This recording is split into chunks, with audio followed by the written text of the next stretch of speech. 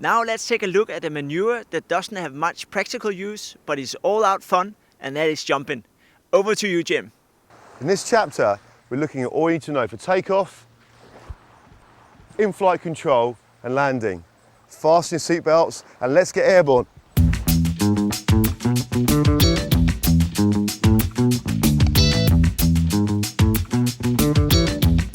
This is for sure one of the best parts of windsurfing.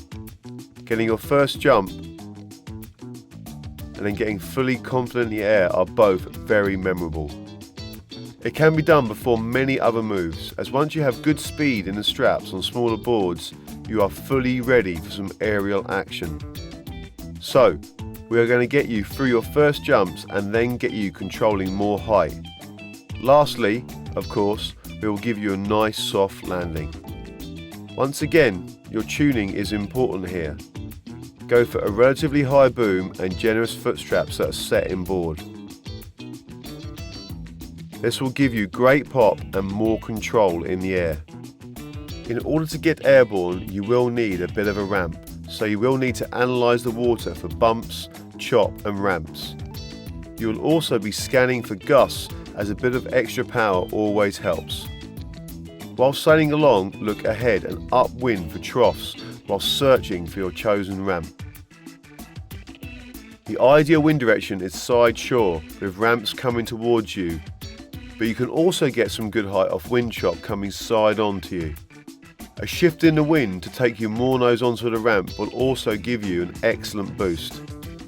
Your takeoff will be slightly into the wind and with the tail of the board in the trough.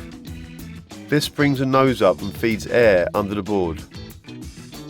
Now you know what you're looking for, we will be looking at the technique to get some airtime. Before you go for it, remember that speed is your friend.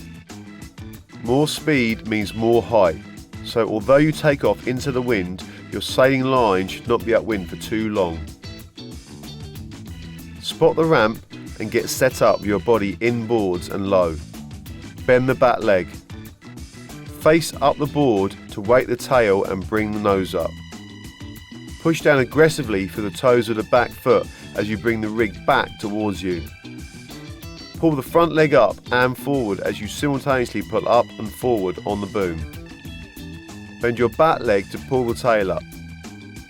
Drop your hips and bend your arms. Hold the tock and look forward to spot your landing. Open the sail to drop the tail. Extend the back leg for a tail first landing, but land with your legs flexed. Open the sail and keep speed.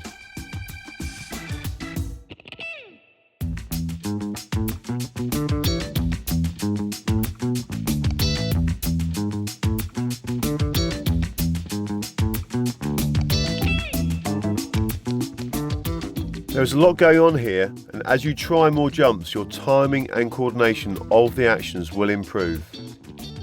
If you aim to jump twice on every reach, then you will get lots of practice. We can present these tips in a very simple form. Push, pull, pull, pull.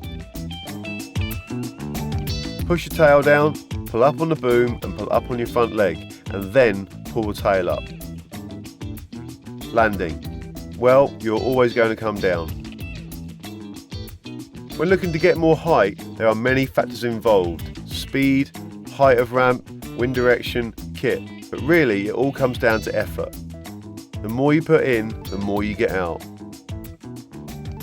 If you sink down and push hard through the back foot and then pull up hard on the front hand and front leg, you will get higher. The takeoff is into the wind, but the landing is definitely off the wind. This means the thing can grip and so you get no spin out. You will also have the ability to accelerate again after landing. In order to get the board off the wind, you need to scissor your legs. Pulling the tail up assists the front leg to be in position to push the nose off. As you move from small ramps and chop to waves, it's just about getting used to the timing. You always push your tail down in the trough or bottom of the wave, but now You spring off your toes as your board reaches the top of the wave. With all this height you are getting, you need to be equipped with some in-flight control. Whilst airborne, you actually need to sail the board through the air.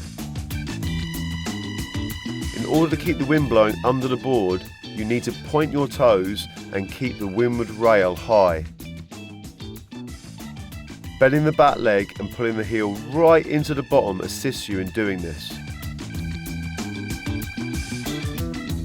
The rig is there for propulsion, so direct this upwards.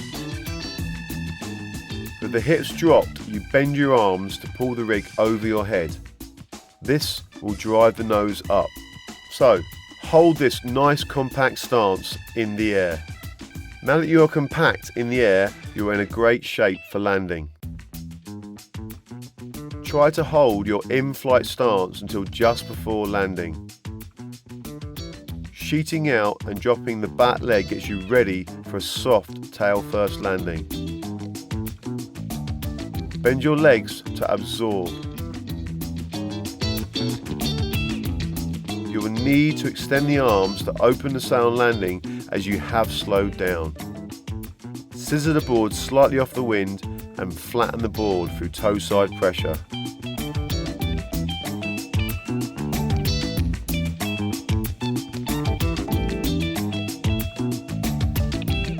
All this aerial action may inspire you towards more aerial antics.